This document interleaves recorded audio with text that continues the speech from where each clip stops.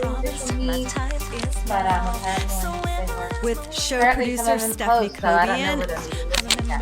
Can you still see me? Hey guys. I can't. We can see you now. Testing, That's that testing. all It that looks glitters like is we not have gold moment. connection. Storytelling so we're gonna run has the show. the power Did we to lose David? The home opening. Yeah. only And chose it that I is had the home at show. the So time bear with to us. pull It's my the gun TV and put it in my production, arm and we're gonna and run shoot the myself. opening. Well, Jacquie Jordan.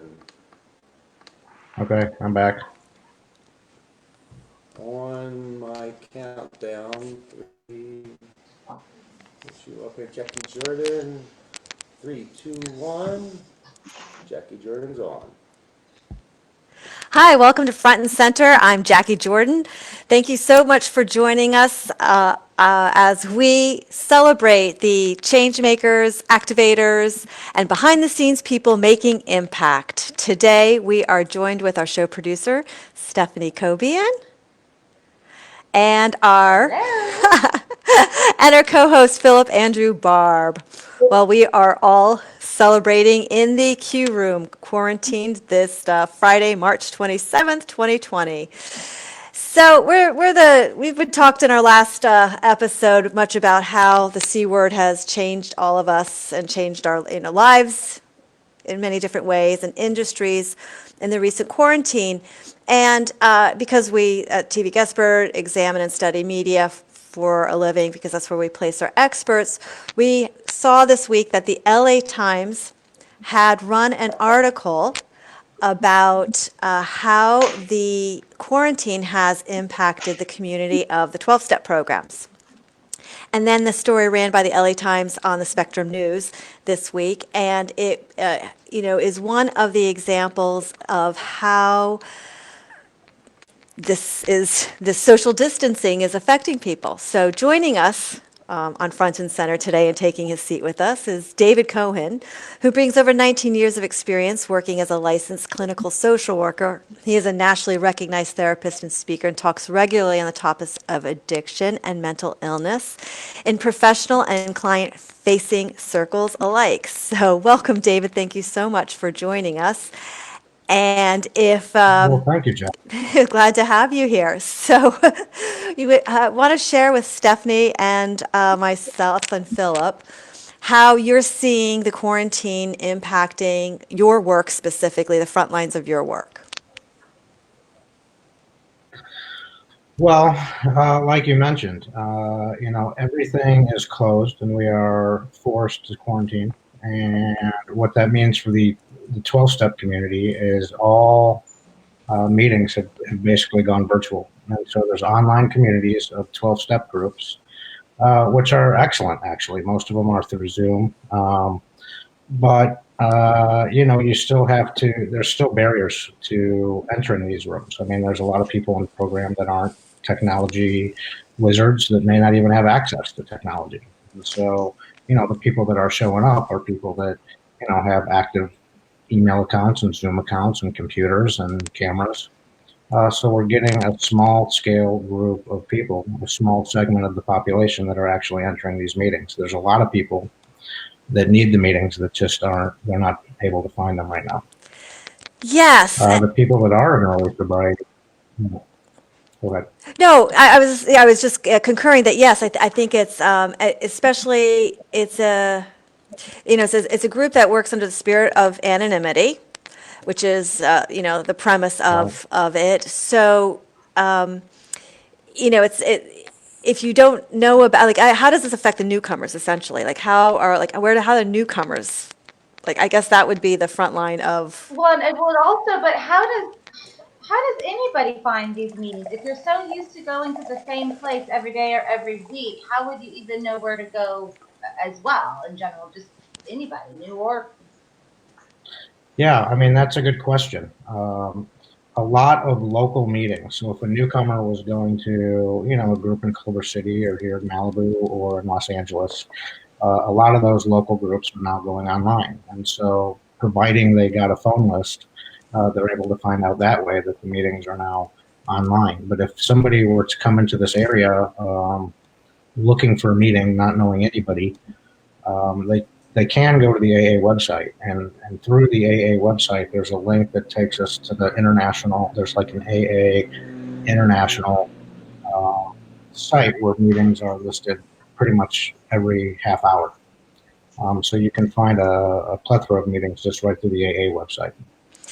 And you also work in the rehab community, which is separate than the 12-step community. How is the quarantine affecting rehab communities? Especially Malibu, because Malibu is really known for a variety of plush rehab communities.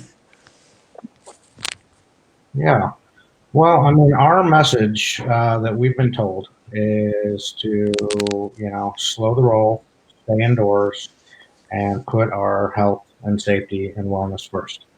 And so that message goes really well with, those people needing to seek treatment because they can't do anything else. So use this time to slow the roll, put your safety and your health first, and seek out treatment.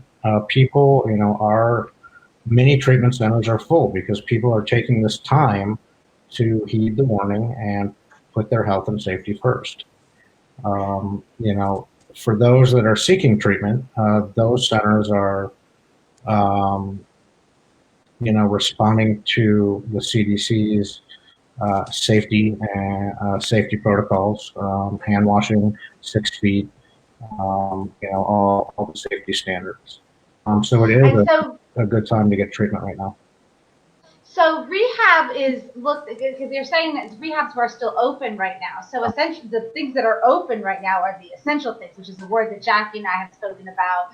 Is maybe not the best word to utilize because I think a lot of things are essentially closed, but essentially it's looked at as an essential option right now. So they're not closing, so people should be aware of that.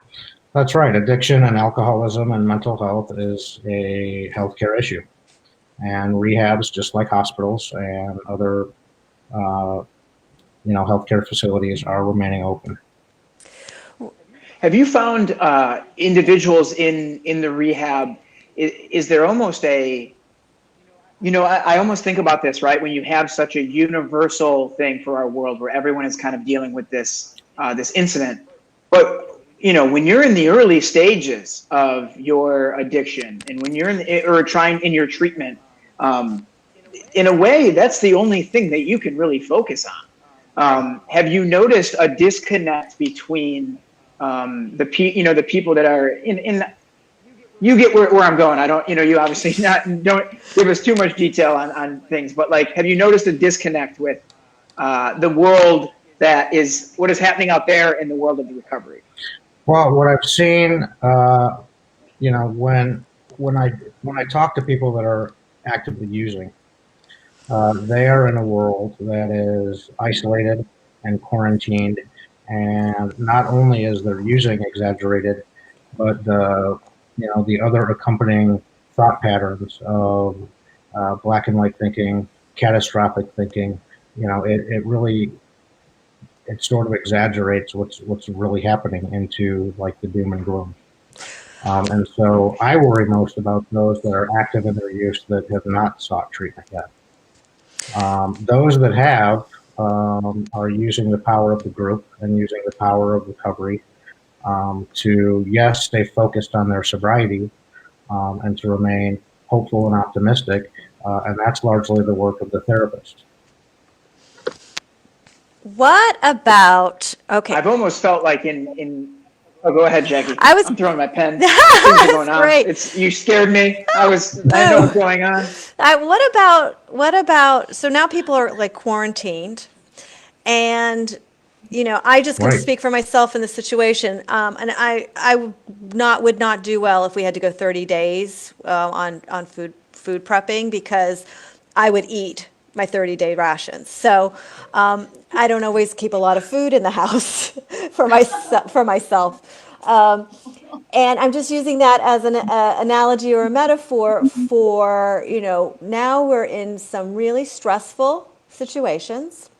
I believe as a media narrative, we're going to start to hear some of the stress that will come out as a result of people being, compressed. I think there's some amazing things that are going to happen as well. But I think that there's a, compression because of the type of, it's isolation. There's a lot of isolation that is happening through a quarantine. What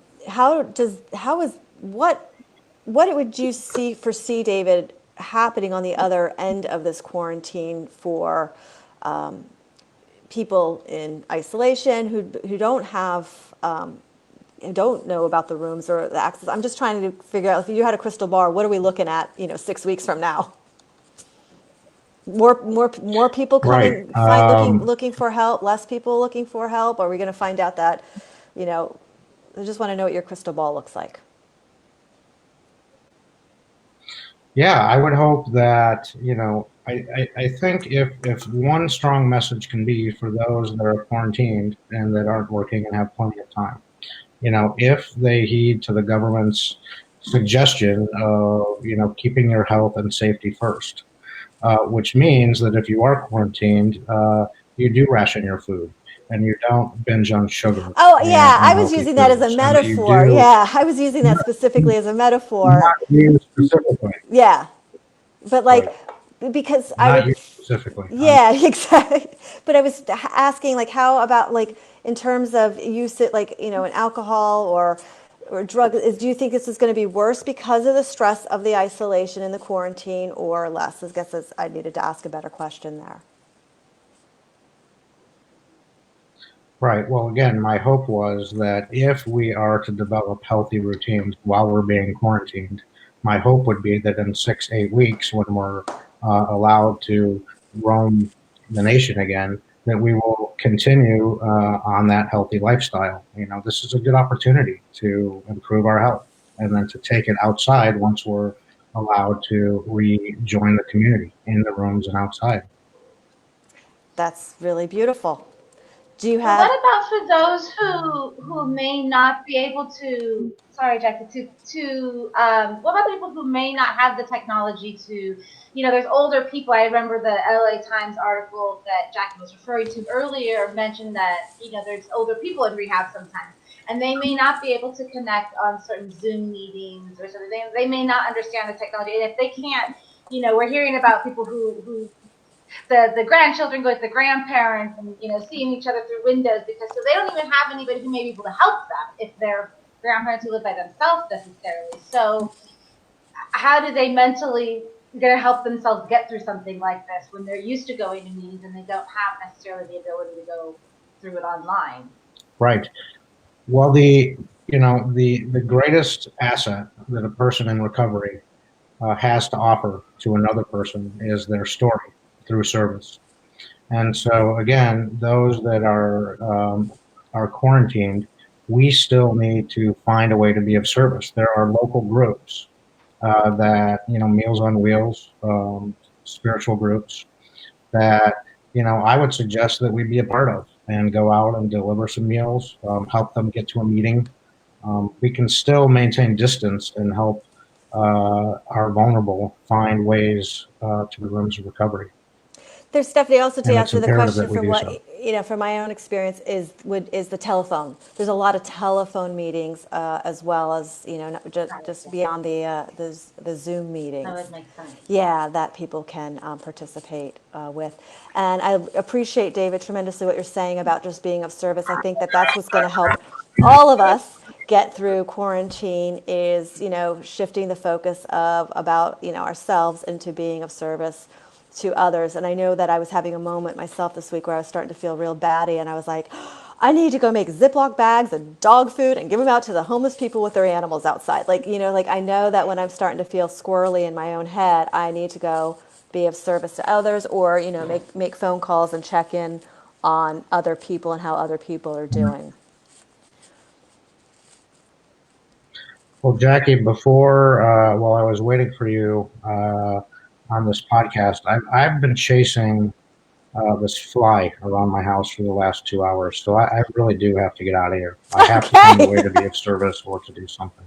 All right, David. Well, thank you so much for I joining still, us. Where do you want us to direct people? okay. You want to send people to your website to find you at David Cohen, ICSW.com. And you're taking phone calls, right, David?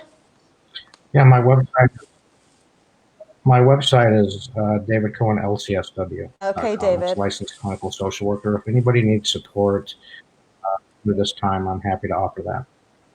Excellent. Thank you so much. Thanks for joining us on Front and Center. Okay, thank you so much. Thank you. Okay. Bye. If you'd like more information, you can find out, of course, about David. I'll say that again. It's davidlcsw.com. And thank you so much for joining us. Stephanie, Phil, any last words here you wanted to chime in? Well, David went and chased some flies. We're good. You can find us on Front and Center at YouTube and on Instagram at our Front and Center podcast. Front and Center podcast on Instagram. And please take well. This is some this is some experience in quarantine. So if you've given us your time by watching us, we really value and appreciate you greatly. So thank you so much.